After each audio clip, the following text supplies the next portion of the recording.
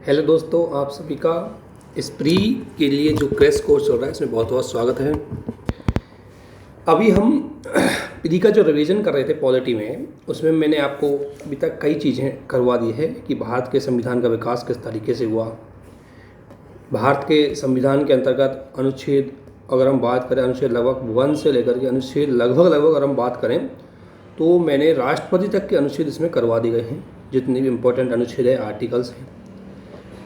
एक बात इसमें सबसे इम्पोर्टेंट ये है कि ध्यान रखना, जो मैं आपको यही बताने की सोच रहा था कि अगर आप चाहें तो दो तरीके से चीज़ें होती है। एक तो मैं आपको डायरेक्ट फैक्ट ला करके उसके बारे में थोड़ी व्याख्या करके बता सकता हूँ, लेकिन ध्यान रखना, फैक्टों को जब तक आप अच्छी तरीके से समझोगे नहीं तब तक उसको आप यूज अच्छे से नहीं कर पाओगे। एग्जाम पिछली बार मैंने यूपीपीसीएस का या उससे पहले भी मैंने यूपीपीसीएस के या यूपीएससी के पेपर देखे, उनका विश्लेषण किया। तो एक बात ध्यान रखना, सवाल यूपीपीसीएस में डायरेक्ट अनुच्छेद से पूछे जा रहे हैं और ऊपर के सवाल पूछे जाते हैं बिल्कुल, और यूपीएससी में थोड़े कॉन्सेप्ट बेस पे सवाल ज़्यादा पूछे जाते हैं। तो जैसे अभी एक सवाल बेसिक स्ट्रक्चर को लेकर कई बार पूछा जाता है कि बेसिक स्ट्रक्चर में पहली बात तो कई बार पूछ लेता है कि बेसिक स्ट्रक्चर आया कब था।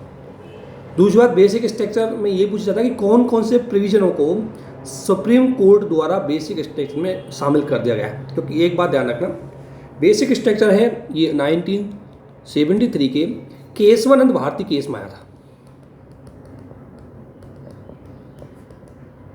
क्योंकि इस केस में सुप्रीम कोर्ट ने एक बात बोली, सुप्रीम कोर्ट ने बोली कि संशोधन का मतलब संविधान में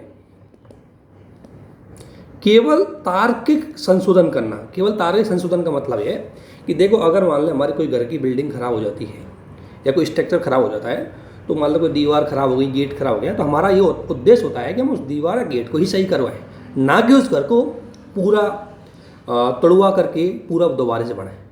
तो उसी प्रकार सुप्रीम कोर्ट ने बोला कि संशोधन का मतलब है कि संविधान के कुछ प्रोविजन जो समय के अनुरूप बदलने चाहिए उन्हीं में संशोधन करो, ना कि संविधान की मूल आत्मा में।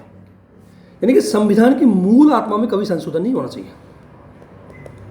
यानी कि ऐसे संशोधन न्यायपालिका, ऐसे संशोधन संसद नहीं कर सकती जो संविधान की मूल आत्मा है, संविधान के मूल आदर्श है, जो संविधान के आधार है उनमें। बाकी उन मूल आत्मा और मूल आदर्शों को बनाए रखने के लिए जो संशोधन है वो किए जा सकते हैं, लेकिन मूल आत्मा, मूल जो वैल्यूज है, जो बेसिक वैल्यूज है, बेसिक जो सॉइल है हमारे संविधान की, बेसिक जो आइडियोलॉजी है जिन पे हमारा संविधान डिफेंड है, उन आइडियोलॉजी, उन वैल्यूज को हम, या जो प्रेमबल में जो वैल्यूज दिखाई गई है, उन प्रेमबल की वैल्यूओं को किसी प्रकार से बदला ना जाए।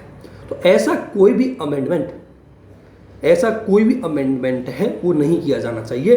और इसी को लिमिटेशन करने के लिए सुप्रीम कोर्ट ने 1973 के केशवानंद भारती केस में बेसिक स्ट्रक्चर तत्व दिया। हालांकि अगर आपसे पूछा जाए कि बेसिक स्ट्रक्चर क्या है, तो ये क्या है, अनडिफाइन है। ये क्या है, अनडिफाइन है। लेकिन कौन कौन से घटक इसमें शामिल है उसको सुप्रीम कोर्ट ने बोला कि हम समय समय पर डिफाइन करेंगे। तो सुप्रीम कोर्ट ने इसमें कई चीज़ें बोला कि ऐसा कोई प्रोविजन जो सुपरमेसी ऑफ कॉन्स्टिट्यूशन, यानी कि संविधान की सर्वोच्चता इसका एक भाग है, यानी कि संविधान की जो सर्वोच्चता है, सुपरमेसी ऑफ कॉन्स्टिट्यूशन है, इसमें आप ऐसा कोई भी संशोधन नहीं करेंगे जो संविधान को लिमिट करता हो। तो इसलिए अगर कोई संविधान संशोधन आता है, संसद के द्वारा लाया जाता है, पार्लियामेंट के द्वारा लाया जाता है, तो उससे अगर सुपरमेसी ऑफ कॉन्स्टिट्यूशन प्रभावित होता है तो सुप्रीम कोर्ट उसे बेसिक स्ट्रक्चर का डिसओबे मानते हुए, उल्लंघन मानते हुए उसको रद्द कर सकता है। ध्यान रखना, क्वेश्चन पहली बात तो आता है कि बेसिक स्ट्रक्चर आया कब था, 1973 में आया था, किस केस में आया था, इसमें आया था, और सुप्रीम कोर्ट का उद्देश्य क्या था। सुप्रीम कोर्ट का उद्देश्य था कि जो संविधान है उसकी मूल उद्देश्य प्रियम्बल में जो आपको वैल्यूज दी गई है, स्वतंत्रता, लिबर्टी, इक्वलिटी, फ्रेटर्निटी, जस्टिस, इनको बनाए रखे, इन्हीं उद्देश्यों के लिए आया है। तो इतना कॉन्सेप्ट, इसके पीछे बहुत बड़ा बैकग्राउंड था। हालांकि इसके बहुत बड़ी इसके पीछे कहानी भी थी, लेकिन अभी चूंकि हम प्री के लिए पढ़ रहे हैं इसलिए, नहीं तो मेंस के बहुत अच्छा कॉन्सेप्ट से इसको डिस्क्राइब करते। इसके अलावा अब बेसिक स्ट्रक्चर में आपको ध्यान रखना है कौन कौन से तत्व शामिल है। हालांकि मैं आपको ये भी बता दूंगा कि इनको शामिल क्यों किया गया है। ध्यान रखना, ये जो सारे एलिमेंट, अगर सुप्रीम कोर्ट ने जितने भी एलिमेंट इसमें इंक्लूड किए हैं। इन सारों का एक ही चीज़ है, इनका उद्देश्य है कि संविधान की जो प्रियम्बल है उसकी जो वैल्यूज है, ठीक है, उसके जो आइडिया है और जो हमारा बेसिक कॉन्सेप्ट है, हमारे संविधान का बेसिक कॉन्सेप्ट है, वो डिफेक्ट नहीं होना चाहिए। उन सारे प्रोविजनों को इसमें शामिल किया गया है जिनको मतलब कम से कम इनको तो हमारा संविधान, चाहे कोई भी सरकार आए, कोई भी परिस्थिति आए, कोई भी समय आए, ये तो बने हुए होने चाहिए। तो इनमें किसी प्रकार कोई बदलाव नहीं किया जा सकता। तो इसमें कौन कौन से शामिल किए तो मैं आपको एक एक बताता हूँ। एक है संविधान की सर्वोच्चता, सुपरमेसी ऑफ इंडियन कॉन्स्टिट्यूशन। अगर आपसे पूछा जाए सुपरमेसी ऑफ इंडियन कॉन्स्टिट्यूशन, इसी को हम कॉन्स्टिट्यूशनलिज्म या संवैधानिकवाद बोलते हैं। संविधानवाद, एक बार यूपीएससी ने सवाल पूछा था कि संविधानवाद का मतलब क्या है। उसका मतलब होता है सुप्रीम कोर्ट की सर्वोच्चता या लिमिटेड गवर्नमेंट। क्योंकि जो सुप्रीम कोर्ट अगर सर्वोच्च है तो गवर्नमेंट तो अपने आप अगर सुप्रीम कोर्ट नहीं, अगर संविधान सर्वोच्च है तो उसी के अधीन आ गई सरकार। तो इसलिए अगर हम बात करें संविधानवाद की या कॉन्स्टिट्यूशनलिज्म की अगर मैं बात करूं तो कॉन्स्टिट्यूशनलिज्म का ही मतलब ये होता है कि संविधान की सर्वोच्चता या लिमिटेड गवर्नमेंट, ठीक है ना। तो इसलिए ऐसा कोई भी चेंजेस सुप्रीम कोर्ट ऐसा कोई भी बदलाव संविधान संशोधन संसद नहीं कर सकती जो सुपरमेसी ऑफ कॉन्स्टिट्यूशन को प्रभावित करे, ध्यान रखना। दूसरी बात, भारतीय राजनीति में अगर हम यूनिवर्सल जो इलेक्शन को हमने अपनाया गया है, सार्वभौमिकता, जो डेमोक्रेसी अपने अपनाई है, ये जो रिपब्लिक आया है, हमारा कोई भी संशोधन सुप्रीम कोर्ट ने स्पष्ट कहा है कि कोई भी ऐसा अमेंडमेंट संसद अगर करेगी जो इनको इफेक्ट करेगा तो हम उसको रद्द कर देंगे, क्योंकि वो बेसिक स्ट्रक्चर का उल्लंघन होगा। देखो अब ध्यान रखना, अगर डेमोक्रेसी को ही शामिल कर लिया तो पूरा संविधान इसी में आ गया। डेमोक्रेसी को शामिल करने मतलब पूरा संविधान इसी में आ गया, क्योंकि संविधान के सारे प्रोविजन तो डेमोक्रेसी के ही है, उसी डेमोक्रेसी को बनाए रखने के लिए ही है। अगर रिपब्लिक को कर दिया, अब देखो रिपब्लिक प्रगति का मतलब है कि हम ऐसा नहीं कर सकते जैसे शी जिनपिंग में किया है कि शी जिनपिंग परमानेंट भारत के मतलब चाइना के प्रेसिडेंट बन गए, तो हम ऐसा कोई प्रोविजन नहीं करेंगे। ऐसा नहीं करेंगे कल के जाके कि कोविंद को हम परमानेंट राष्ट्रपति बना दें। अगर ऐसा कोई प्रोविजन संसद करती है सरकार तो न्यायपालिका उसको रोक देगी। इसीलिए भारत में हमेशा कभी भी तानाशाही सरकार नहीं हो सकती, कभी भी एक व्यक्ति का शासन नहीं हो सकता। भारत हमेशा डेमोक्रेसी रहेगा। संविधान में ऐसा कोई भी बदलाव, कोई भी सरकार चाहे कितना ही उसका कितना ही क्यों ना बहुमत हो, वो कभी भी संसद कितना ही बहुमत हो, राज्यों में चाहे कितनी ही उसकी मेजोरिटी हो, उसके बावजूद भी वो संविधान में ऐसा कोई भी चेंज नहीं कर सकती जो संविधान की रिपब्लिक नेचर को इफेक्ट करता।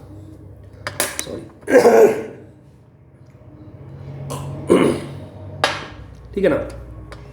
इसके बाद सेकुलरिज्म, एक चीज और ध्यान रखना, सेकुलरिज्म की बात करें तो ये एसआर बोम्बईवाद आया था, एक आध दो थोड़ा ध्यान रखना। एसआर बोम्बईवाद में 1994 में सेकुलरिज्म को भारतीय संविधान के बेसिक स्ट्रक्चर में जोड़ा गया था, धर्मनिरपेक्ष व्यक्ति।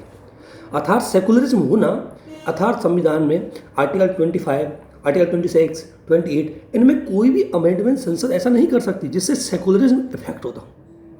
तो सेकुलरिज्म किसका पार्ट है? बेसिक स्ट्रक्चर का पार्ट। मैं इनको इसलिए बता रहा हूँ क्योंकि ऐसे तो मैं अगर डायरेक्ट में बोल दूँ ये एक ही होता है, एक ही होता है, तो ये याद नहीं रह पाएंगे।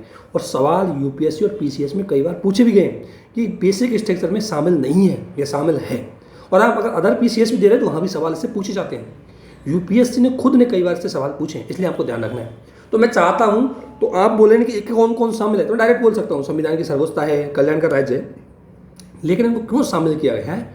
इसीलिए जब इस चीज़ को आप जोड़ के पढ़ोगे तभी आप इनको याद रख पाओगे, अदरवाइज याद रखना पॉसिबल नहीं है। ये सेकुलरिज्म क्यों जोड़ा गया? क्योंकि हमारे यहाँ सेकुलरिज्म जोड़ा जाना इसलिए है कि हमारी, आपने कई बार सवाल देखा होगा मेंस के लिए भी, कि सेकुलरिज्म किस प्रकार डाइवर्सिटी ऑफ इंडिया की डाइवर्सिटी को बनाए रखता है। तो ये हमारी जो जो हमारी कल्चरल डाइवर्सिटी है, जो रिलीजियस डाइवर्सिटी है, उसको बनाए रखने में महत्वपूर्ण भूमिका निभाता है। इसके अलावा सेपरेशन ऑफ पावर, शक्ति पृथक्करण, ध्यान रखना, शक्ति पृथक्करण की अगर हम बात करें, सेपरेशन ऑफ पावर जो अनुच्छेद 50 के अंतर्गत या बात करें डीपीएसपी में बताई गई है, संसद, इसी ध्यान रखना, अगर आपने सुना होगा कि 99वां अमेंडमेंट, कॉन्स्टिट्यूशन अमेंडमेंट, संसद द्वारा 99वां या 99वां संविधान संशोधन किया गया था, जिसके अंतर्गत national judiciary appointment commission NJAC का गठन किया गया था। आपने सुना होगा, ये 2014 में आया था। सुप्रीम कोर्ट ने इसको रिजेक्ट कर दिया। किस बेस पे? इसी बेस पे सुप्रीम कोर्ट ने कहा कि एनजेएसी है कि शक्ति पृथक्करण का उल्लंघन कर रहा है। क्यों? क्योंकि इसमें न्यायपालिका में कार्यपालिका का हस्तक्षेप बढ़ रहा था। तो कार्यपालिका का न्यायपालिका में हस्तक्षेप बढ़ना संविधान, एक तो न्यायपालिका खुद की स्वतंत्रता और साथ में शक्ति पृथक्करण का भी उल्लंघन कर रहा था। सेपरेशन, या हम बात कर सकते हैं जो सेपरेशन ऑफ पावर है, जो तीनों ऑर्गन्स है गवर्नमेंट के, जो तीनों ये स्तंभ है गवर्नमेंट के, इनमें जो शक्ति पृथक्करण है उसका उल्लंघन कर रहा था। इसलिए ध्यान रखना 99वां जो कॉन्स्टिट्यूशन अमेंडमेंट था उसको सुप्रीम कोर्ट के द्वारा रद्द कर दिया गया है। और आज जो न्यायाधीशों की नियुक्ति होती है वो कॉलेजियम के माध्यम से होती है। ये हम देखेंगे थोड़ा सा। इसके बाद हमारा जो फेडरल सिस्टम है, हमारा जो फेडरल सिस्टम है, ये फेडरल सिस्टम है, इसमें भी कोई चेंज नहीं कर सकती, यानी कि राज्यों की शक्ति को सीमित नहीं कर सकती। कल के जाके क्या है आपको पता है, संसद के पास है वो संशोधन की शक्ति है। अब संसद चाहे तो ना राज्यों की सारी शक्तियाँ अपने पास ले ले, ऐसा नहीं कर सकती। ऐसा अगर करेगी तो सुप्रीम कोर्ट में हस्तक्षेप करेगा। इसको अगर ये ध्यान रखें, इसको भी सुप्रीम कोर्ट ने एसआर बोम्बई बाद में, हालांकि मैंने आपको शायद बता दिया था, एसआर बोम्बई बाद में भी फेडरल सिस्टम को भी, यानी कि सुप्रीम कोर्ट ने स्पष्ट रूप से बोला federalism is the basic structure of Indian constitution. SR Bombay बाद में सुप्रीम कोर्ट ने ये स्पष्ट रूप से डिफाइन किया था। इसके अलावा हमारी इंटीग्रिटी ऑफ नेशनल इंटीग्रिटी है, उसको भी, यानी कि ऐसा कोई संशोधन नहीं कर सकती संसद जिससे हमारे देश की एकता अखंडता प्रभावित हो। Welfare state,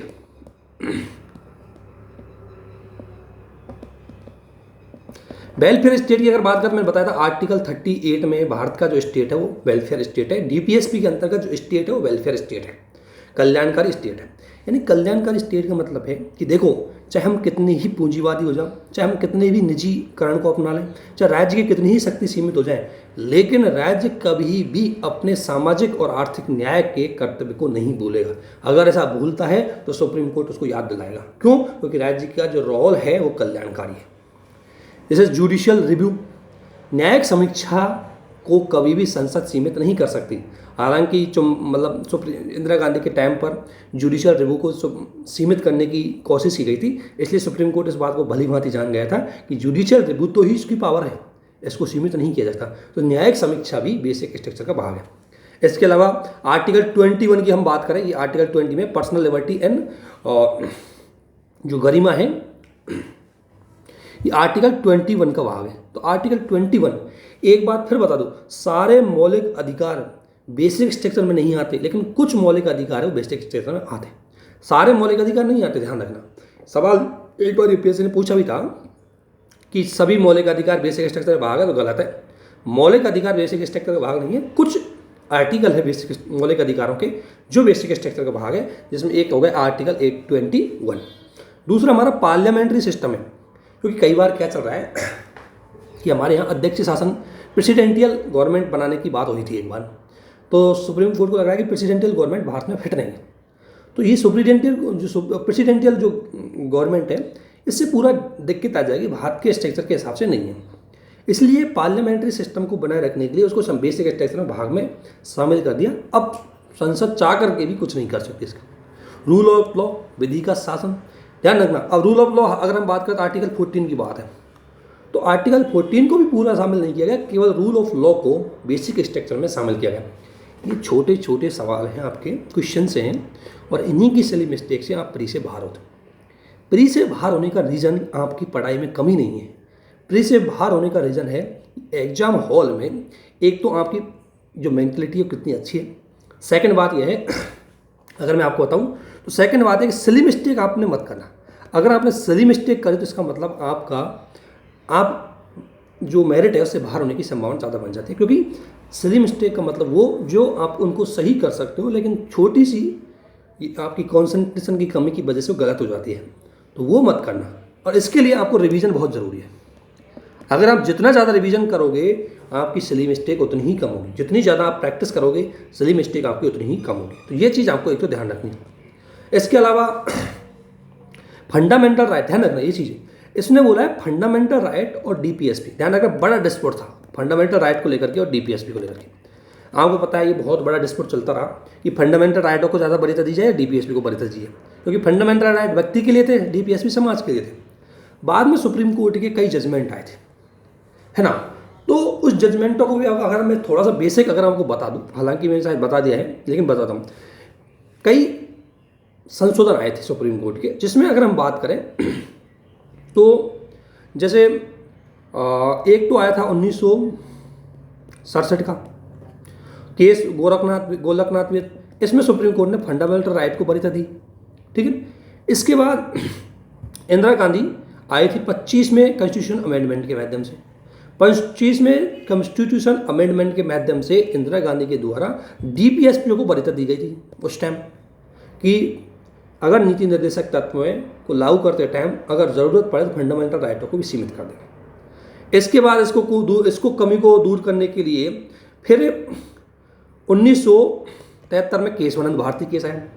Keshavananda Bharti case ने बोला कि देखो बात ऐसी है कि ठीक है हमारे लिए सामाजिक न्याय भी जरूरी है, तो हमारे लिए व्यक्ति की स्वतंत्रता भी जरूरी है, लेकिन हम केवल और केवल 39B एंड 39C को ही क्या कर सकते हैं, वरीयता दे सकते हैं। सभी डीपीएसपीओ को मौलिक अधिकारों के ऊपर वरीयता नहीं दे सकते।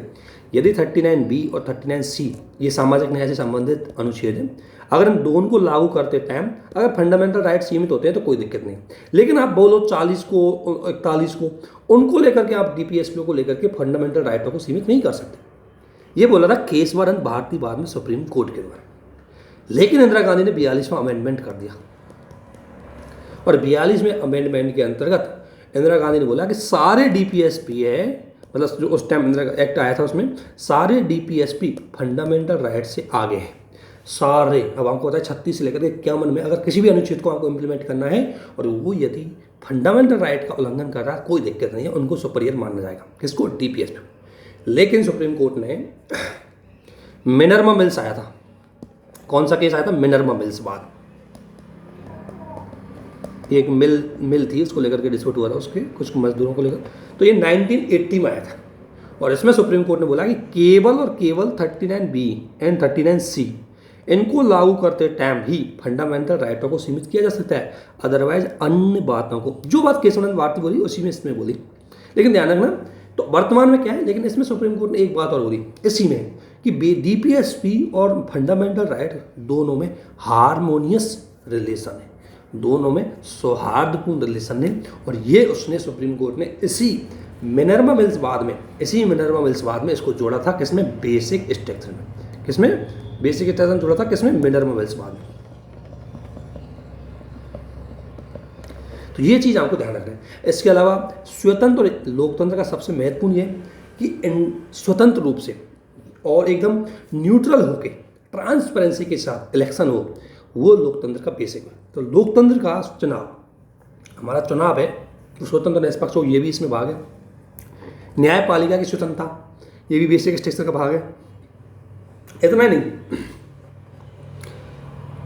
संविधान संशोधन की शक्ति, अनुच्छेद 368 में ये ध्यान रखना, ऐसा नहीं कि सुप्रीम कोर्ट ने अपनी ही शक्ति को मतलब बढ़ा के रखा, उसने बोला कि संसद की जो संविधान संशोधन की शक्ति है वो भी बेसिक स्ट्रक्चर का भाग है। अर्थात किसी भी स्थिति में संविधान संशोधन की सुप्रीम जो संसद की शक्ति है उसको सीमित नहीं किया जा सकता। इसके अलावा ध्यान रखना मौलिक अधिकारों की आधारभूत सिद्धांत, यानी कि मौलिक अधिकारों को पूरे को शामिल नहीं किया गया है, उनके जो मर्म है, मर्म यानी व्यक्ति की स्वतंत्रता, विधि का शासन, जो उनकी मेन बेसिक वैल्यूज है उनको शामिल किया गया। पूरे मौलिक अधिकारों को बेसिक स्ट्रक्चर में शामिल नहीं किया गया, ध्यान रखना ये बात। इसके अलावा रिट जारी करने का अधिकार दोनों का, चाहे हाई कोर्ट की रिट हो चाहे सुप्रीम कोर्ट की रिट हो, उनको भी बेसिक स्ट्रक्चर में शामिल किया गया। अनुच्छेद 32 ध्यान रखना, ये मौलिक अधिकार है लेकिन बेसिक स्ट्रक्चर में शामिल है। अनुच्छेद 136 142 142 आर्टिकल है, ये फुली जस्टिफाइड, फुली जो न्याय है उसकी स्थापना सुप्रीम कोर्ट का कर्तव्य बताता है।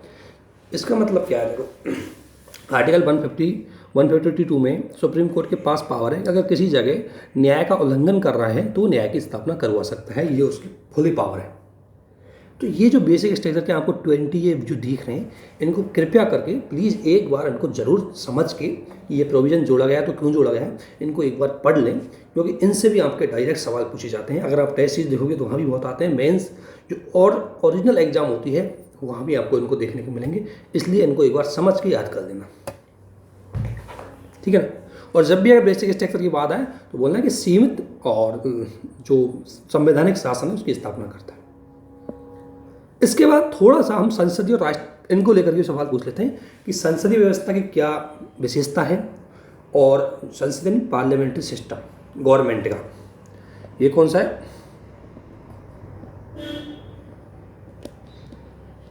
पार्लियामेंट्री सिस्टम, और यह प्रेसिडेंशियल, ठीक है ना। तो इन दोनों को लेकर के भी कई बेसिक सवाल पूछे जाते हैं आपसे प्री में, बेसिक सवाल। पिछली बार यूपीएससी में सवाल आया हुआ था और मैंने ये विशेषताएं आपको करवाई थी पिछली बार जो क्रैश कोर्स हुआ था उसमें, और यूपी पीसीएस में भी डायरेक्ट सवाल पूछे जाते हैं बिल्कुल बेसिक से। तो इनलिए जनरल इनकी बेसिक विशेषताएं तो आपको कम से कम पता तो होनी चाहिए कि क्या है प्रेसिडेंशियल गवर्नमेंट और क्या है पार्लियामेंट्री गवर्नमेंट। देखो प्रेसिडेंशियल गवर्नमेंट की सबसे बड़ी खास बात है, सॉरी पार्लियामेंट गवर्नमेंट की सबसे बड़ी खास बात यह होती है कि इसमें डबल एग्जीक्यूटिव होती है। डबल एग्जीक्यूटिव में क्या होता है, एक तो होती है फॉर्मल और एक होती है रियल, या हम इसको कह सकते हैं नॉमिनल और रियल। देखो फॉर्मल या अनौपचारिक, फॉर्मल या औपचारिक, ये होता है राष्ट्रपति। जैसे हमारा राष्ट्रपति है वो फॉर्मल है, जबकि पीएम है वो पीएम और उसका मंत्रिपरिषद है वो रियल है। यानी कि दो प्रकार की कार्यपालिका होती है, एक होती है वास्तविक और एक होती है नाम मात्र, ध्यान रखना। तो दो प्रकार की कार्यपालिका संसदीय शासन की सबसे अहम विशेषता है, ये बात बिल्कुल सही है। ठीक इसी के विपरीत यदि हम देखें तो एकल कार्यपालिका होती है, किसमें, प्रेसिडेंशियल गवर्नमेंट में, यथार्थ या राष्ट्रपति ही सर्वोच्च होता है, ध्यान रखना। एक ही होता है, यहाँ पीएम नहीं होता, केवल और केवल राष्ट्रपति होता है, और राष्ट्रपति ही रियल होता है और राष्ट्रपति ही नॉमिनल होता है। अतः समस्त कार्यपालिकाएं शक्तियाँ यहाँ प्रेसिडेंट में निहित होती है। इसलिए अमेरिका का जो प्रेसिडेंट है वो एकमात्र पावरफुल आदमी होता है अमेरिका में, तो वो एकमात्र कार्यपालिका है उनकी। तो इसलिए प्रेसिडेंशियल गवर्नमेंट है वो अमेरिका में है, भारत में संसदीय शासन प्रणाली है।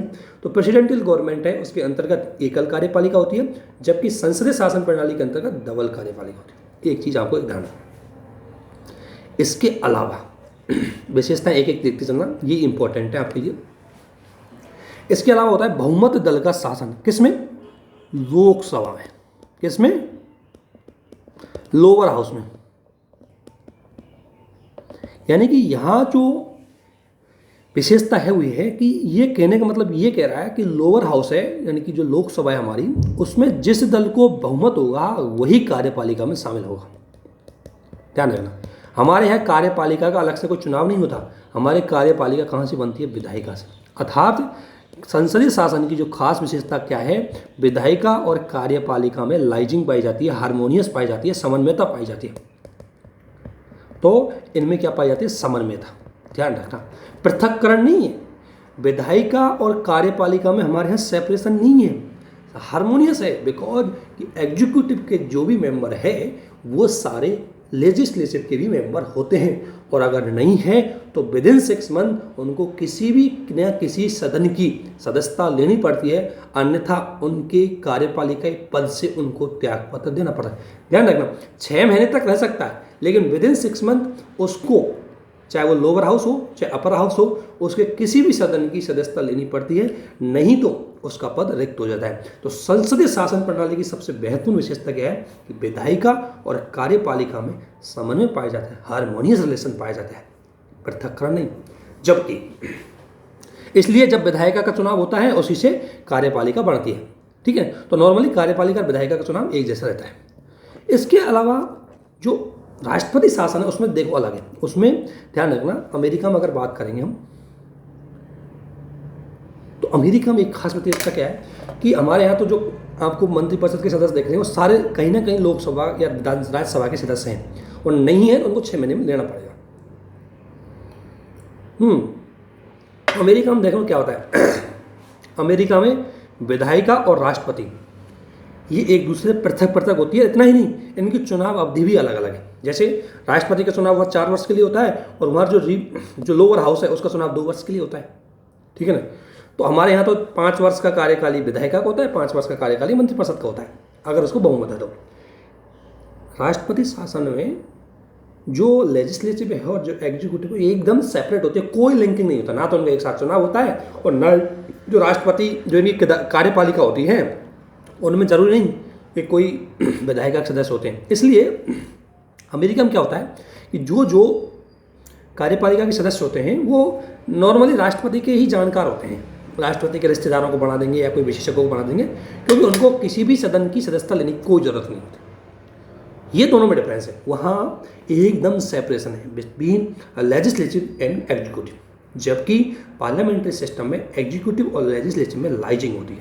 बिकॉज क्योंकि एग्जीक्यूटिव की जो मेंबर है वो पार्लियामेंट के मेंबर होना चाहिए, नहीं है तो विदिन 6 मंथ उनको पार्लियामेंट की सदस्यता लेनी पड़ेगी, चाहे वो किसी भी हाउस से ले। ठीक है, इसमें सामूहिक उत्तरदायित्व होता है, यानी कि जो कार्यपालिका है, जो मंत्रिपरिषद है, वो लोअर हाउस के प्रति सामूहिक उत्तरदायित्व होता है, रेस्पॉन्सिबल होती है, कलेक्टिव रेस्पॉन्सिबिलिटी पाई जाती है। अर्थात कलेक्टिव रेस्पॉन्सिबिलिटी का मतलब है कि एक मंत्री ने अगर कोई बात बोली तो सारे मंत्री उसको मानेंगे, और संसद ने अगर एक मंत्री से कोई क्वेश्चन पूछा है तो सारे मिनिस्टरों को उस क्वेश्चन का जवाब किसी न किसी रूप में देना पड़ेगा। इतना ही नहीं, अगर ये मंत्रिपरिषद के विरुद्ध अगर लोकसभा में अविश्वास प्रस्ताव आता है, मोशन आता है, तो अगर उस मोशन में अगर ये पास नहीं हो पाते तो इनको त्यागपत्र देना पड़ता। जबकि वहाँ कोई मोशन नहीं आता, कोई अविश्वास प्रस्ताव नहीं आता, ठीक है ना, वहाँ राष्ट्रपति शासन में एक बार बन गया राष्ट्रपति और एक बार से कार्यपालिका बन गई, संसद से कोई लेना देना नहीं है। संसद ना तो उसको कभी हटा सकती है ना ही कुछ कर सकती है, इसलिए ध्यान रखना। इसलिए हमारे यहाँ मंत्रिपरिषद है वो स्थायी नहीं होती, जबकि जो प्रेसिडेंशियल गवर्नमेंट है उसमें जो प्रेसिडेंट है या मंत्रिपरिषद है या कार्यपालिका है वो हमेशा स्थायी रहती है, उसको बीच में भंग नहीं किया जा सकता। जबकि हमारे यहाँ तो मंत्रिपरिषद को जिस दिन अगर मेजोरिटी प्राप्त नहीं है उसी दिन वो क्या हो जाती है, त्यागपत्र उसको देना पड़ता है। तो संसदीय शासन प्रणाली की सबसे खास हो सकता है कलेक्टिव रेस्पॉन्सिबिलिटी, जबकि प्रेसिडेंशियल में ऐसा कोई स्टैंडर्ड नहीं होता। इसमें राजनीतिक एकरूपता होती है। राजनीतिक एकरूपता कैसे होती है कि जिसको लोकसभा में बहुमत होता है, जिस पार्टी को, उसी की कार्यपालिका होती है।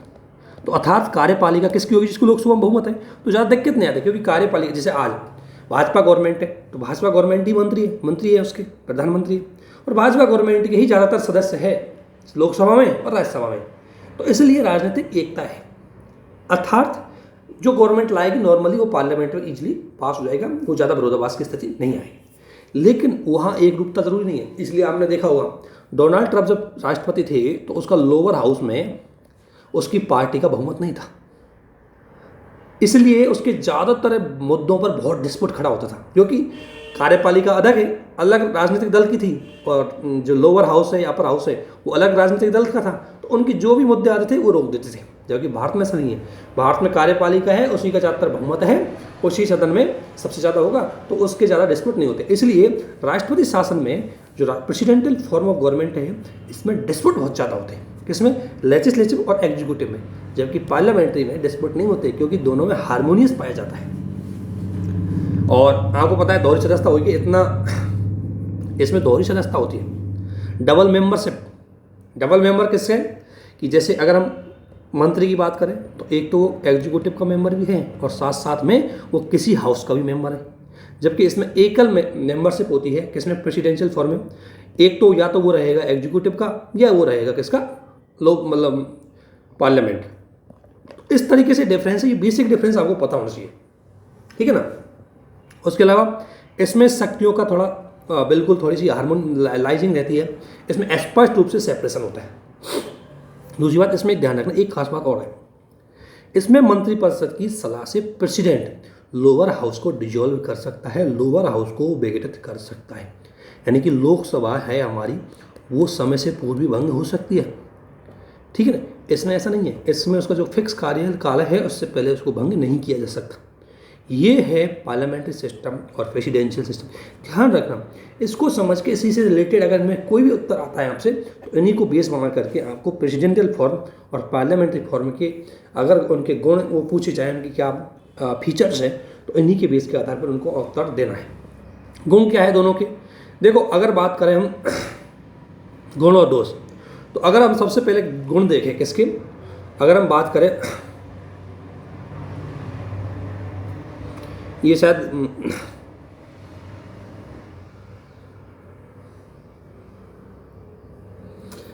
सही ढंग से नहीं देखा, ये तो है गुण है, ये गुण तो है किसके, संसदीय। अगर संसद की व्यवस्था के हम गुण देखें तो गुण क्या है कि इसमें विधायिका और कार्यपालिका के बीच में टकराव नहीं होता। क्यों? क्योंकि दोनों एक ही होते हैं भाई। जिसको कार्यपालिका में बहुमत होता है उसी का विधायिका, जिसको विधायिका में बहुमत है वही कार्यपालिका में जाता है। तो जिसके सदस्य विधायिका में ज़्यादा है तो डिस्प्यूट तो खड़ा होगा ही नहीं, क्योंकि वो आसानी से बहुमत से पारित करवा लेगा। लेकिन मैंने बताया था प्रेसिडेंशियल फॉर्म में विधायिका और कार्यपालिका एक दूसरे से अलग होती है, और यही कारण है कि उसमें राजनीतिक विरोधाभास होने की वजह से उनमें डिस्प्यूट खड़ा हो जाता है। और आपने सुना होगा अमेरिका में डोनाल्ड ट्रंप जब मैक्सिको की दीवार बनवाना चाह रहे थे, वॉल ऑफ मैक्सिको की सीमा पर दीवार बनवाना चाह रहे थे, तो उसको रोकने के लिए वहाँ की पार्लियामेंट ने उसको पैसा फंडिंग नहीं दी, क्योंकि फंडिंग का तो अधिकार किसके पास है? पार्लियामेंट के पास है। और इसको लेकर के बहुत बड़ा डिस्प्यूट अमेरिका में रहा था राष्ट्रपति और संसद के बीच में, जबकि भारत में जो नॉर्मली कार्यपालिका चाहती है लगभग पार्लियामेंट में वो चीज़ पारित हो जाती है। क्यों? क्योंकि पार्लियामेंट में जो है लोअर हाउस, उसमें डेफिनेटली है कि एग्जीक्यूटिव की जो पार्टी है उसका डेफिनेटली की मेजोरिटी होगी। ठीक है ना। दूसरी बात ये गुण, इसमें दूसरी बात एक बात बताऊँ, ये मैं बता रहा हूँ, ये जो चीज़ दिख रही है ना, ये तो है दोष किसके? जो अध्यक्ष शासन प्रणाली उसके दोष है ये। ठीक है ना। जैसे अध्यक्ष शासन प्रणाली में दिक्कत क्या है कि उसमें विधायिका कार्यपालिका में टकराव होता है। दूसरी बात गैर उत्तरदायी है, क्योंकि कार्यपालिका के सदस्य अलग है, वो संसद के सदस्य नहीं है, तो इसलिए वो तो अलग रेस्पॉन्सिबल नहीं होंगे इनके प्रति। दूसरी बात उसमें लिमिटेड प्रतिनिधित्व होता है। उसमें लिमिटेड प्रतिनिधित्व क्या है कि देखो कार्यपालिका में एकमात्र राष्ट्रपति ही सर्वेसर्वा होता है, और वो अपने ही लोगों को फिर मंत्री बनाता है, तो उसमें सबका बहुमत नहीं मिलता। जबकि हमारे यहाँ अगर आप मंत्रिपरिषद में देखोगे तो एसटी को भी मिल रहा है, एससी को भी मिल रहा है, महिलाओं को भी शामिल किया जा रहा है। हर का रिप्रेजेंटेशन हमारी मिनिस्टर ऑफ काउंसिल में शामिल किया गया है, क्योंकि वो लोकसभा के सदस्य भी है। ठीक है ना, इसलिए ध्यान रखना। जबकि ये जो दोष दिख रहे हैं आपको, ये है संसदीय शासन प्रणाली के दोष। कैसे? देखो संसदीय शासन प्रणाली में विधायिका और कार्यपालिका में सामंजस्य होता है, रेस्पॉन्सिबल गवर्नमेंट होती है, और निरंकुश। जैसे निरंकुशता पर रोक कैसे? कि अमेरिका में अगर राष्ट्रपति कुछ भी कर ले उसको कोई नहीं हटा सकता। हटाएंगे तो महाभियोग जैसी प्रक्रिया से, इम्पीचमेंट प्रोसेस से। और आपने देखा होगा इम्पीचमेंट प्रोसेस डोनाल्ड ट्रंप के विरुद्ध लाई गई थी, लेकिन पास नहीं हो पाई, क्योंकि बहुत ही कॉम्प्लिकेट होती है ना। भारत में अगर आप इम्पीचमेंट प्रोसेस देखेंगे, इम्पीचमेंट की पूरे प्रोसीजर देखेंगे, वो भी कॉम्प्लिकेट है, आसानी से पास नहीं हो पाएगा। इसलिए अगर वहाँ का राष्ट्रपति अगर सर्वोच्च हो गया तो कोई कुछ नहीं बिगाड़ने वाला आसानी से उसको, इसलिए वह निरंकुशता का थोड़ा डर रहता है। भारत में क्या है, जो कार्यपालिका है वो रेस्पॉन्सिबल रहती है लोअर हाउस के प्रति। अगर कार्यपालिका को लगता है, अगर लोअर हाउस को लगता है, संसद को लगता है कि कार्यपालिका तानाशाही हो रही है, तो उस पर वो कार्रवाई भी करती है, प्रश्न पूछती है, हस्तक्षेप करती है, उसका फंडे रोक देती है, काफ़ी चीज़ें। इसके अलावा ये जो गुण दिख रहे हैं, ये है संसदीय शासन प्रणाली के दोष। ठीक है।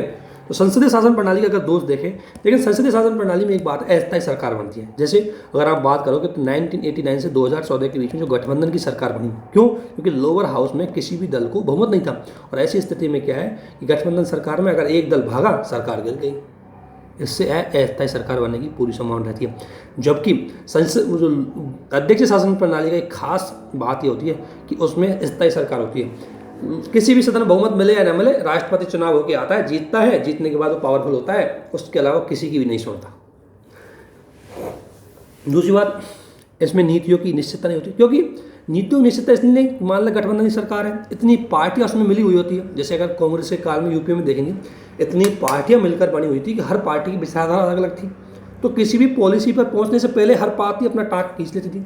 फॉर एग्जाम्पल, कांग्रेस की विचार जब यूपीए सरकार थी तो हम अमेरिका से संबंध नहीं बना पाए, क्योंकि उस टाइम जो कम्युनिस्ट पार्टी है उसका बहुमत कांग्रेस को चाहिए था।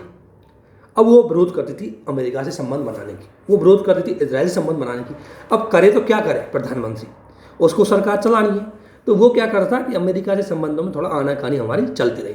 इसलिए तो मतलब जब जॉइंट सरकार होती है, गठबंधन की सरकार होती है, तो आपको पता है कि उसमें प्रधानमंत्री की स्थिति बहुत ही खराब होती है, उसको सभी दलों को लेकर के चलना पड़ता है। और गठबंधन की सरकार चाहे कोई भी हो, चाहे यूपी हो चाहे एनडीए हो, अगर कोई भी सरकार गठबंधन की है उसमें करप्शन भी बहुत ज़्यादा होता है। क्योंकि गठबंधन की सरकार में होता क्या है कि लगता है कि आज है कल ना रहे, इसलिए लूटना है जितना आज ही लूट लो, है है ना। जितनी चोरी करनी है, जितना करप्शन करना है आज ही कर लो, पता नहीं कल कोई सदस्य ले, कल कोई दल आया लेके भागा, चल अपने सदस्यों को लेके चला गया और हमारी सरकार गिर गई।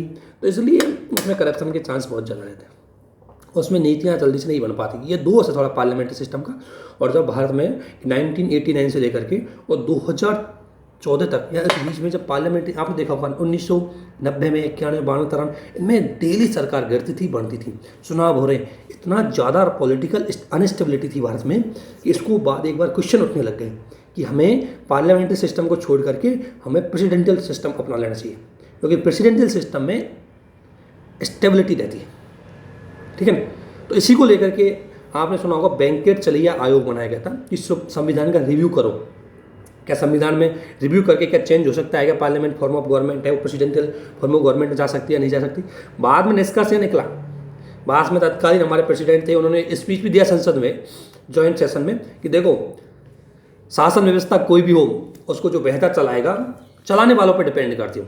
अगर हम अच्छी तरीके से चलाएंगे तो हम प्रेसिडेंशियल हमारी जो पार्लियामेंट फॉर्म है वो भी अच्छी तरीके से चलेगी, और नहीं चलेगी तो अगर हम ढंग से नहीं चलाएंगे तो प्रेसिडेंशियल फॉर्म ऑफ गवर्नमेंट वो भी अच्छे से नहीं चलेगी। तो ये जो इनके जो है, तो देखो इसका अच्छा ये दो सही है कि इसका पार्लियामेंट्री फॉर्म का यहाँ अस्थायी सरकार होती है या अस्थायी सरकार होती है, ये अध्यक्षीय शासन प्रणाली का अच्छा गुण है। ये होती है नीति निश्चित नहीं होती, ऑब्वियसली मैंने बताया था, यहाँ नीतियों में निश्चितता होती है क्योंकि 4 साल तक तो फिक्स हम पद पे बने रहेंगे, कोई नहीं हटा सकता। जबकि यहाँ तो क्या है कि किसी दिन लोअर हाउस में इनका बहुमत गया, 2-4 मेंबर बदल गए, इतने में इनका बहुमत गिर जाता है।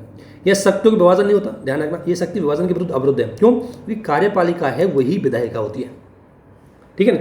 यहाँ बिल्कुल एकदम सेपरेशन ऑफ पावर हो जाता है, कार्यपालिका अलग, विधायिका अलग। कार्यपालिका का कोई काम नहीं करे, विधायिका उसके मामलों को अच्छी तरीके से रोक देगी। देखो इसके अलावा इसमें अकुशल व्यक्ति कैसे, मतलब हमारे जो मंत्रिपरिषद है, मंत्रिपरिषद में सदस्य कौन से होते हैं? लोकसभा के या राज्यसभा के। अब लोकसभा राज्यसभा में आपको पता है कैसे कैसे सदस्य चुन के आते हैं, कई तो ऐसे आते हैं जिनको पढ़ना नहीं आता है ना, ऐसे ऐसे मेंबर हमारे पार्लियामेंट में चुन के आ रहे हैं और उनको बना रहे हो आप फॉरेन मिनिस्ट्री, उनको दे रहे हो आप एनवायरमेंटल मिनिस्ट्री। तो उसमें स्पेशलाइजेशन कैसे आएगा, उसमें एक्सपर्टाइज कैसे आएगी, विशेषज्ञता कैसे आएगी? इसलिए सरकार में विशेषज्ञता का अभाव रहता है किसमें? संसदीय शासन प्रणाली में। जबकि जो प्रेसिडेंशियल फॉर्म ऑफ गवर्नमेंट है उसमें एक्सपर्टाइज बहुत ज़्यादा रहती है, क्योंकि जो प्रेसिडेंट है वो उन्हीं व्यक्तियों को सेलेक्ट करता है, उनका इंटरव्यू लेता है, बहुत बड़ी प्रोसेस होती है, उन्हीं व्यक्तियों को सेलेक्ट करता है जो उस क्षेत्र विशेषज्ञ में विशेषज्ञ होते हैं। हमारे यहाँ बढ़ा दिया एजुकेशन मिनिस्ट्री, खुद ग्रेजुएशन पास नहीं है। संसदीय शासन प्रणाली में बढ़ा दिया एजुकेशन मिनिस्ट्री, खुद ग्रेजुएशन पास नहीं है। अब वो क्या ग्रेजुएशन के बारे में जाने, मतलब क्या एजुकेशन के बारे में डेवलप करेगा? जबकि अमेरिका में जो प्रेसिडेंशियल फॉर्म ऑफ गवर्नमेंट है वो किसी को भी चूज कर सकते हैं, तो वो केवल एजुकेशन क्षेत्र में जिन्होंने बहुत महत्वपूर्ण काम किया उसी को सेलेक्ट करके बैठाएंगे, इसलिए वहाँ पर एक्सपर्टाइज ज़्यादा रहती है। ये दोनों में एक महत्वपूर्ण अंतर है। तो आपको सबसे महत्वपूर्ण चीज़ें यही जानना है, इन दोनों में अंतर है। देखो चाहता तो मैं डायरेक्ट बता देता, लेकिन मैं इसलिए समझा रहा हूँ ताकि अपन को समझ करके और भी चीज़ें जोड़ सकते हैं, कुछ भी आ जाए आप उसको ऐड कर सकते हो। यार ये गुण तो पार्लियामेंट का है, ये गुण है ये प्रेसिडेंशियल का, ठीक है ना, इनमें क्या अच्छा है क्या बुराई है, ठीक है ना। इसके बाद ये तो था, अभी हम देख रहे थे फॉर्म ऑफ गवर्नमेंट, ऊपर पढ़ रहे थे, ये तो फॉर्म ऑफ गवर्नमेंट थी, पार्लियामेंट्री सिस्टम और प्रेसिडेंशियल सिस्टम। अब हम पढ़ेंगे कि फॉर्म ऑफ गवर्नमेंट के साथ ये जोग्राफिकल सिस्टम के आधार पर जो एडमिशन अपनाया जाता है उसके आधार पर हम विभाजन करेंगे। तो एक होती है संघ सरकार जिसे बोलते हैं फेडरल फॉर्म ऑफ गवर्नमेंट, और एक होती है यूनिटरी, हम सेंट्रलाइज बोल सकते हैं इसको, ठीक है ना। ये दो गवर्नमेंट होती है, इनकी विशेषताओं को हम देखते हैं। तो जो संघीय सरकार और एकात्मक सरकार है, ये ज्योग्राफिकल आधार पर शासन को विभाजित करने के लिए शासन का सेपरेशन किया जाता है, उसको बोलते हैं। तो जो संसदीय शासन प्रणाली और प्रेसिडेंशियल फॉर्म में अगर अब तक चल रहा था वो गवर्नमेंट की फॉर्म थी, किस आधार पर अपनाए हमें शासन चलाने के लिए, लेकिन एक शासन को इकाइयों में विभाजित करके चलाएं या एक गवर्नमेंट के द्वारा ही चलाया जाए सेंट्रल लेवल पर, उसको विभाजन करने के आधार पर संघीय सरकार और एकात्मक सरकार है उसका विभाजन किया गया। देखो पार्लियामेंट का एग्जाम्पल तो आपको पता है, सबसे अच्छा एग्जाम्पल तो इंडिया ही हो गया, और अगर हम प्रेसिडेंशियल फॉर्म का एग्जाम्पल देखें तो यूएस है। अब चलते हैं हम संघीय सरकार में। संघीय सरकार है फेडरल सिस्टम ऑफ गवर्नमेंट और यूनिटरी सिस्टम या सेंट्रलाइज सिस्टम ऑफ गवर्नमेंट। तो देखो संघ सरकार में क्या होती है, दो सरकारें होती हैं, डबल गवर्नमेंट होती है। डबल गवर्नमेंट का मतलब है वह एक तो होता है सेंटर और एक होती है उसकी इकाइयाँ स्टेट। तो सेंटर और स्टेट की जो इकाइयाँ होती है इनमें शक्तियों का डिवीजन होता है, शक्तियों का विभाजन होता है। तो संघीय शासन प्रणाली फेडरल सिस्टम की मेन विशेषता होती है कि सेंटर और उसकी स्टेट इन दोनों के बीच में शक्तियों का विभाजन होता है। विभाजन का मतलब होता है कि राज्यों की अपने विषय होते हैं जिन पर वो अपना कार्य करता है और संघ के अपने सब्जेक्ट होते हैं जिन पर वो संघ अपना काम करता है। तो संघीय सरकार की अगर विशेषता देखें तो इसमें डबल गवर्नमेंट होती है, एक होती है सेंट्रल लेवल पर, एक होती है रीजनल लेवल पर, यानी कि एक बोलते हैं नेशनल लेवल पर, एक होती है रीजनल लेवल पर। दो सरकारें होती हैं और दोनों सरकारों के बीच में डिवीजन ऑफ पावर होती है। क्या होती है? डिवीजन ऑफ पावर, शक्ति विभाजन।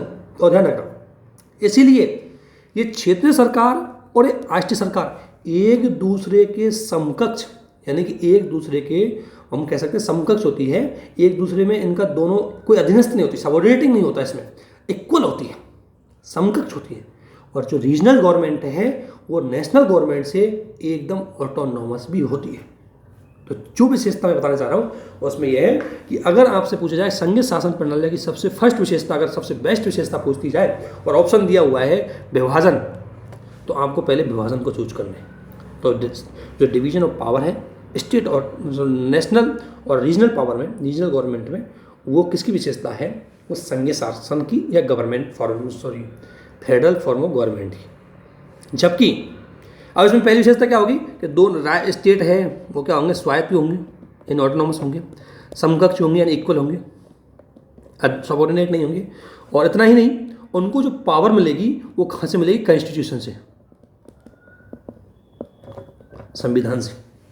जो शक्ति मिलेगी संविधान से। और आपको पता है हमारे संविधान में दी हुई है राज्यों की पावर। अगर बात करें 169 आर्टिकल से लेकर 152 आर्टिकल से लेकर के 213 आर्टिकल 152 से लेकर के आर्टिकल 213 तक समस्त पावर राज्यों को दी गई है संविधान में।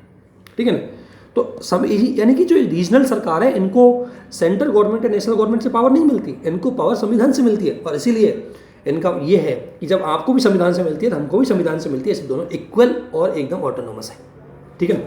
ये संघीय सरकार की पहली विशेषता है। जबकि जो एकीकृत सरकार होती है, यूनिटरी सरकार या हम बोल सकते हैं सेंट्रलाइज सरकार, इसमें क्या होता है कि जो नेशनल गवर्नमेंट है वो सर्वोच्च होती है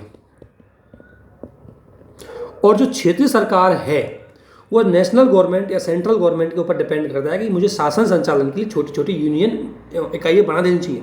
तो क्षेत्रीय सरकार है वो उनके अधीन होती है, वो उनसे स्वायत्त नहीं होती। और इतना ही नहीं, इन क्षेत्रीय सरकारों को या रीजनल सरकारों को जो शक्तियाँ मिलती है वो नेशनल गवर्नमेंट देती है, ना कि संविधान। ध्यान रखना, इसलिए ना तो ये स्वायत्त समकक्ष होती है और ना ही ये इनको संविधान से शक्ति मिलती है। तो यहाँ शक्ति विभाजन नहीं होता, यहाँ शक्ति विभाजन होता है, पहली विशेषता। दूसरी बात, संघीय सरकार की सबसे बड़ी विशेषता यह है, सबसे स्पेशल फीचर और ये है कि संविधान रिटन होना चाहिए। क्योंकि संविधान रिटन होगा तभी तो पता लगेगा कि स्टेट की क्या पावर है, सेंटर की क्या पावर है, स्टेट किन सब्जेक्ट पे कानून बना सकती है, स्टेट लेजिस्लेशन और वो। तो इसलिए संविधान कैसा होना चाहिए? लिखित। तो सबसे महत्वपूर्ण विशेषता है कि अगर हमें फेडरल सिस्टम को अपनाएं तो उसकी लिखित कॉन्स्टिट्यूशन या रिटन कॉन्स्टिट्यूशन भी होना जरूरी है। जबकि यूनिटरी या सेंट्रलाइज गवर्नमेंट है उसमें रिटन भी हो सकता है और नॉन रिटन भी हो सकता है। जैसे अगर एग्जांपल बात करें तो फ्रांस का जो कॉन्स्टिट्यूशन है वो रिटन है और वहाँ भी एकात्मक सरकार है। और अगर ब्रिटेन की बात करें तो वहाँ का संविधान है वो लिखित नहीं है, तो वहाँ पर भी क्या है संविधान, वहाँ क्या एकात्मक शासन प्रणाली है। लेकिन संघीय शासन प्रणाली की सबसे खास विशेषता रही कि वहाँ का संविधान लिखित होना चाहिए। दूसरी बात, जो राष्ट्रीय, मैंने बताया था सेपरेशन, डिवीजन ऑफ पावर, इसमें डिवीजन ऑफ पावर होता है, इसमें डिवीजन ऑफ पावर नहीं होता। ठीक है? और इसमें संविधान की सर्वोच्चता होती है, ये ध्यान रखना। सबसे बड़ी बात है कि फेडरल सिस्टम है उसमें सुपरमेसी ऑफ कॉन्स्टिट्यूशन।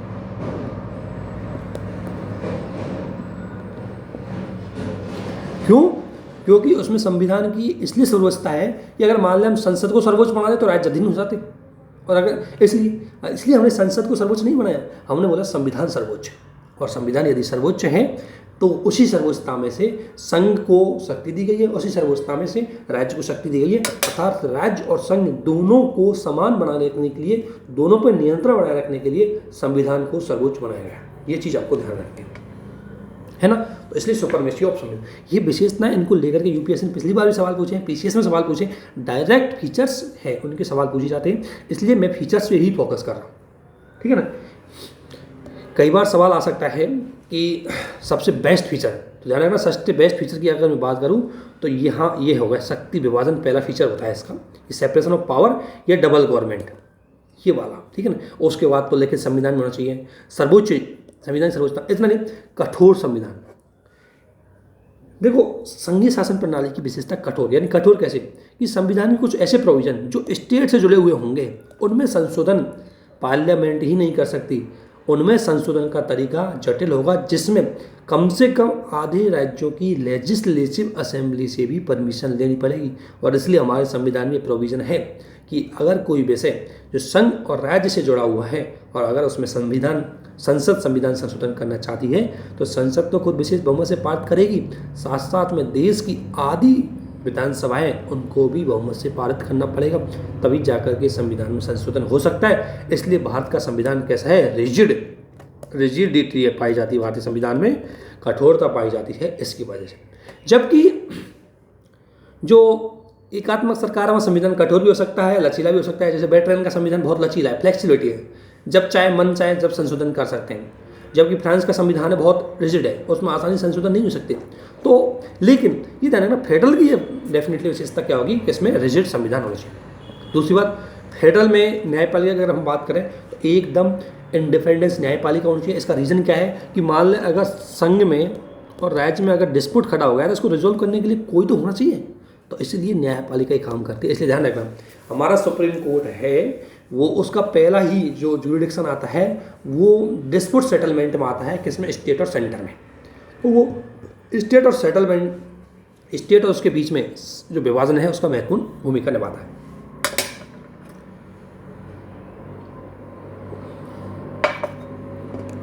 दूसरी बात, इसमें double house government, double house जो लेजिस्लेटिव होती है, क्यों होती है डबल हाउस लेजिस्लेटिव?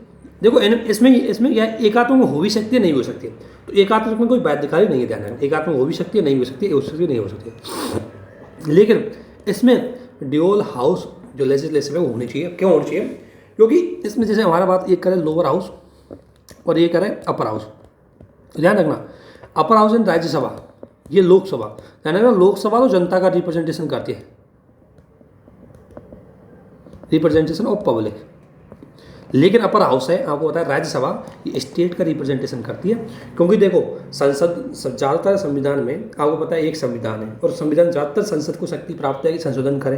अब मान लो संशोधन कोई शक्ति कर रही है तो उसमें राज्यों का हित को बनाए रखने के लिए राज्यसभा को भी पावर दे रखी कि अगर हमारे हित के कोई विरोध है तो राज्यसभा रोक देती है। इसलिए राज्यों के हित की बात करने वाला सदन कौन सा है? राज्यसभा। तो ये विशेषता इसकी महत्वपूर्ण विशेषता है। अगर इनमें से कोई एक पूछी है तो अगर इसमें से एक भी है तो वहाँ की विशेषता हो जाएगी। अगर इसमें बेस्ट पूछिए तो डिवीजन ऑफ पावर पहली बेस्ट है, उसके बाद संविधान की सर्वोच्च आ जाएगी, स्वतंत्र न्यायपालिका, ये सब है। उसके बाद तो सारी ही इंपॉर्टेंट है, ये सभी शक्तियाँ होनी चाहिए, सारी जो फीचर्स है होने चाहिए।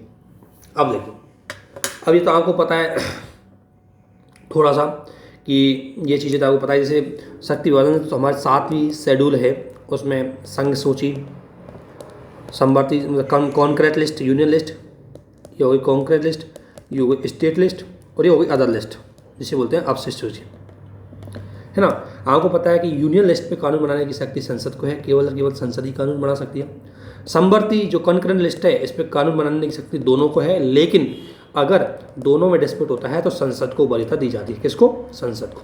लेकिन मैं आपको एक एक्सेप्शन और बता देता हूँ कि अगर कॉन्करेंट लिस्ट के किसी विषय पर अगर कोई क्या हुआ, डिस्प्यूट खड़ा हुआ एक कानून को बना करके, लेकिन राज्यों द्वारा अगर उस विषय पर किसी कानून बनाया और उसमें राष्ट्रपति ने परमिशन दी है तो उस समय वो राज्य का कानून ज़्यादा सुपीरियर चला जाएगा।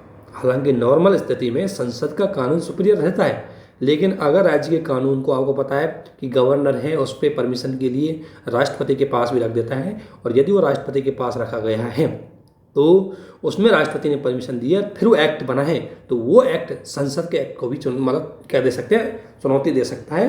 तो इसलिए एक परिस्थिति में ही संवर्धित सूची के विषय पर स्टेट के कानून को वरीयता मिलती है, कब? जब वो राष्ट्रपति से परमिशन लेता है तब। अदरवाइज हमेशा इसमें कंकरेंट लिस्ट पर अगर कोई विधि है उसमें डिस्प्यूट हुआ है तो इसमें पार्लियामेंट का जो कानून है उसको ज़्यादा वरीयता दी जाएगी। इसके अलावा स्टेट लिस्ट की अगर मैं बात करूँ तो स्टेट लिस्ट पे कानून है केवल और केवल उसमें राज्य बना सकते हैं, लेकिन कुछ एक्सेप्शनल चीज़ें हैं जिनमें इस संसद को भी कानून बनाने की शक्ति है राज्य सूची के विषय पर। जैसे एक तो आर्टिकल 352 लागू होता है तो भी संसद को लगता है तो राज्य सूची के विषय पर कानून बना सकती है। आर्टिकल 352 राष्ट्रीय शासन, राष्ट्रीय आपातकाल की अगर मैं बात करूँ नेशनल इमरजेंसी की, तो नेशनल इमरजेंसी में कानून बना सकती है।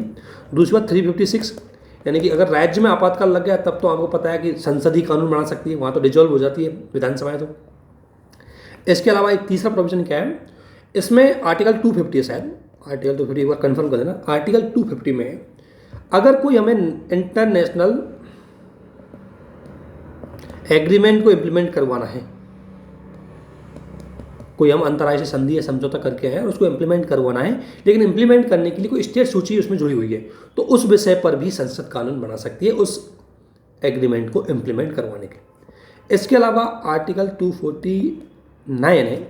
आर्टिकल 249 में ये प्रोविज़न है, आर्टिकल 249 में प्रोविज़न है कि अगर राज्यसभा एक स्पेशल मेजोरिटी से एक रेजोल्यूशन लाए, विशेष बहुमत से एक रेजोल्यूशन लाए और राज्यसभा ये डिसाइड कर दे कि जो स्टेट की कोई सूची है उसमें कोई विषय नेशनल इंटरेस्ट के लिए इंपॉर्टेंट है, यानी कि स्टेट सूची में या स्टेट लिस्ट में निहित कोई विषय अगर राष्ट्रीय हित के लिए महत्वपूर्ण है, अगर राष्ट्रीय हित के लिए महत्वपूर्ण है, और ये काम कौन करेगा? राज्यसभा, क्योंकि राज्यसभा ही राज्यों का प्रतिनिधित्व करती है। तो राज्यसभा विशेष बहुमत से ऐसा रेजोल्यूशन ला देती है तो संसद उस विषय पर कानून बना सकती है, तो संसद उस विषय पर कानून बना सकती है और यह कानून 1 साल तक ही वैलिड रहेगा। दोबारा अगर वो इम्पोर्टेंट होता है तो दोबारा इस पर और कानून बना सकती है, लेकिन ये कानून की शक्ति राज्यसभा रेजोल्यूशन लाती है पर संसद सदन कानून बनाता है।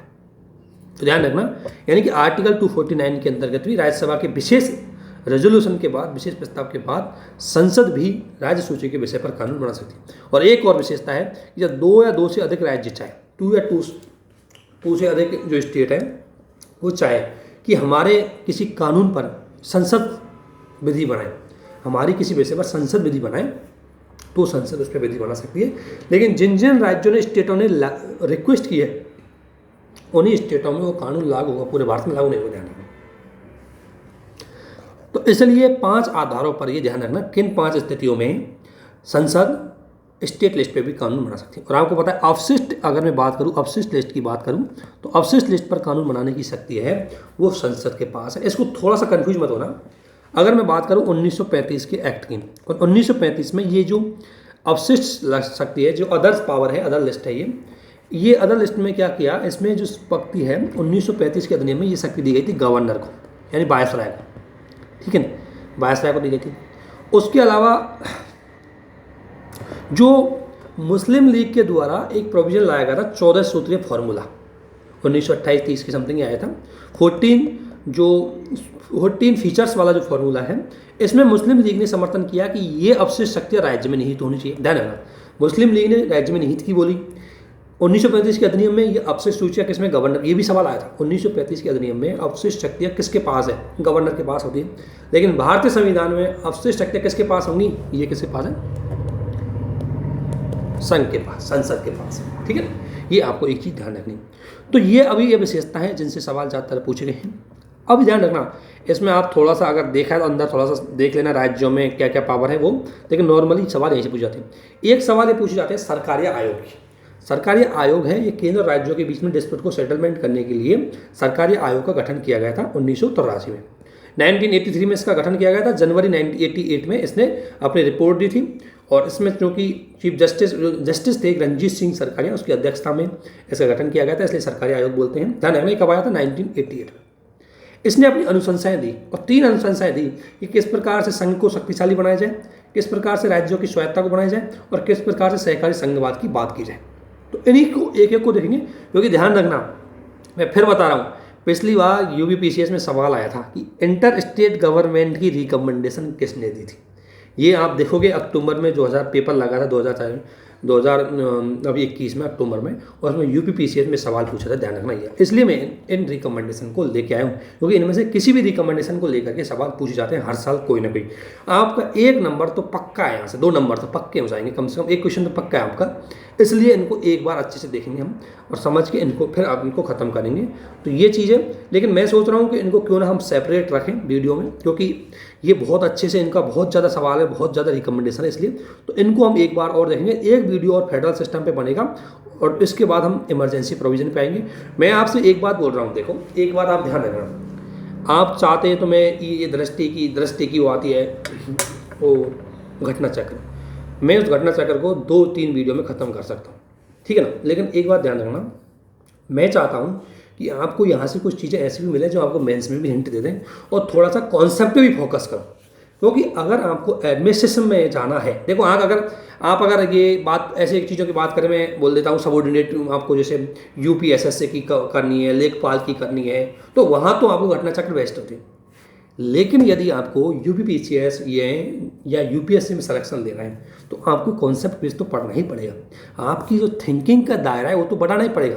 और मैं मान लेते हैं घटना, आप कई बार कुछ तो ये भी सोचते होंगे कि कुछ फैक्ट फिगर आते हैं डायरेक्ट उन्हीं को पढ़ ले, क्यों इतना विस्तार से पढ़ ले। एक बात ध्यान रखना, आप प्री पास करके कुछ भी नहीं कर सकते। जब तक आपकी मेंस पास नहीं होगी आपका कुछ होने वाला है नहीं।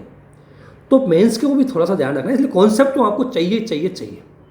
अगर आपको पास होना है एग्जाम में और अंतिम एग्जाम तक, अंतिम उसके लेवल तक पास होना है, तो आपको कॉन्सेप्ट पे जाना ही पड़ेगा। आपको मेंस अच्छे तरीके से पढ़नी ही पड़ेगी। तो इसलिए ध्यान रखना कि कॉन्सेप्ट पे ज़्यादा फोकस करो। प्री के फैक्ट तो आपके 2 मिनट में आ जाएंगे।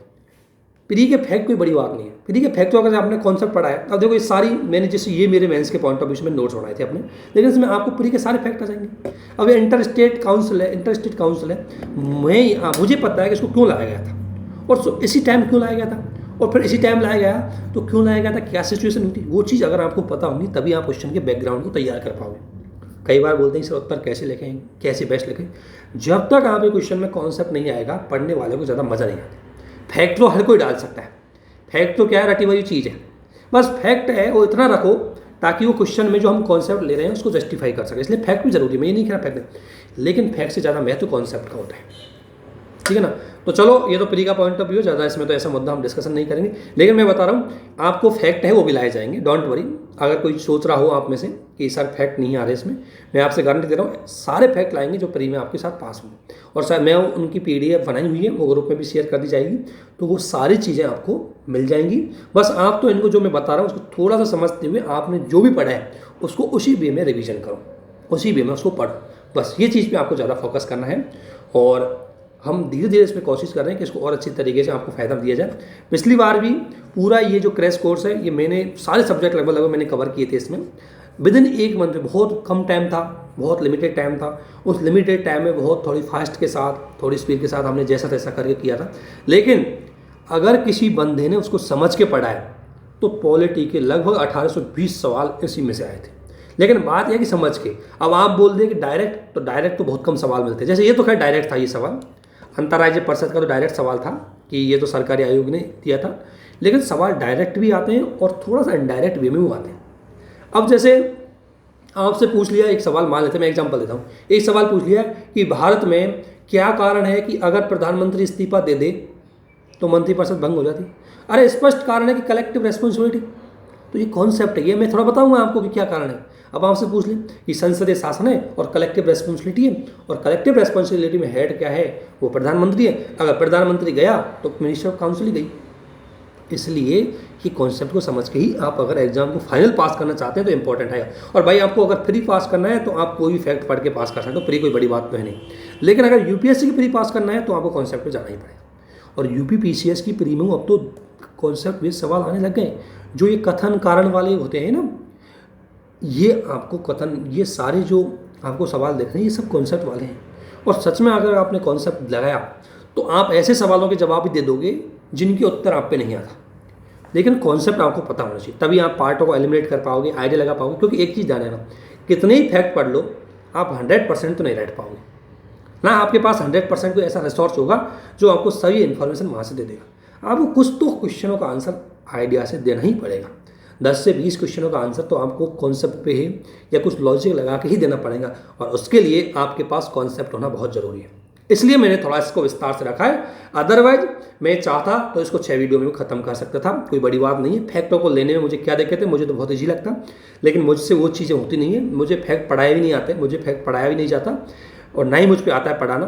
तो मैं तो कॉन्सेप्ट से पढ़ता हूँ, और मेरी कोशिश है कि आप भी कॉन्सेप्ट से पढ़ें। अगर आपको सक्सेस चाहिए तो कॉन्सेप्ट समझें।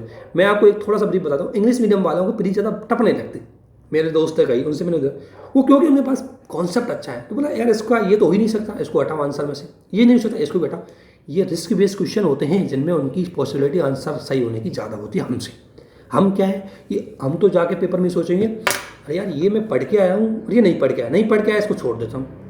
अरे ज़रूरी थोड़ी है आपने जो पूरा पढ़ा है वो पूरा मिल जाए, कभी भी पॉसिबल नहीं। इसलिए ध्यान रखना, थोड़ा कॉन्सेप्ट के साथ, समझ के साथ आप उसको करें, और समझ के साथ ही आपको बताया जा रहा है जितनी भी कोशिश हो रही है। इसलिए और आप सभी को इसमें बहुत बहुत धन्यवाद। अगर कोई शब्द मेरी राजस्थान में टंग है, राजस्थान की थोड़ी सी, तो मेरी कोई शब्द अगर आपको सब सही से समझ में नहीं गया तो आप कमेंट भी कर सकते हैं। उससे मैं, अगर मुझे टाइम लगेगा, मैं कमेंट देखूंगा, आगे से उन चीज़ों को सुधारूंगा। रही बात इंग्लिश वालों के लिए, तो मेरी जितनी जो कीवर्ड है वो इंग्लिश में बोलने की कोशिश कर रहा हूँ, और आप चाहे तो मैं तो इंग्लिश में भी काफ़ी इसको फ्लो बनाने में कोई दिक्कत नहीं है, लेकिन हिंदी वालों के विशेष को भी ध्यान रखा जाता है। और आपकी भी लैंग्वेज डेफिनेटली, आपने भी थोड़ा बहुत हिंदी तो पढ़ा होगा, इसलिए हिंदी आप समझ जाओगे।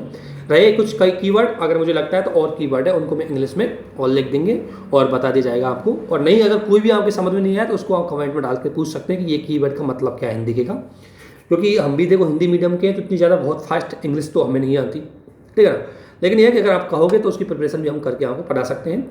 लेकिन अभी हमारा फोकस ज़्यादा है, दोनों चीज़ों का बैलेंस रखना पड़ता है, क्योंकि हिंदी मीडियम वालों के लिए भी इंग्लिश के शब्दों का ध्यान ज़्यादा वो नहीं है, इसलिए मुझे दोनों शब्दों का यूज करना पड़ रहा है। तो आप कोशिश करें कि अच्छे से चीज़ें समझें। डेफिनेटली अगर आपने समझ के लिखा है, पढ़ा है, अगर समझ के पढ़ा है, तो आप उत्तरों के जवाब दे पाओगे। मैं पिछली साल के आए हुए सवाल सप्रियर यूपीपीसीएस के दोनों के सवालों को आपको बता सकता हूँ कि यहाँ से आए थे, जबकि मैंने पिछली साल भी लगभग इन्हीं नोट्सों के आधार पर आपको करवाया था। तो इसी के साथ इसको समाप्त करते हैं। आप सभी को बहुत बहुत धन्यवाद। जय हिंद, जय भारत।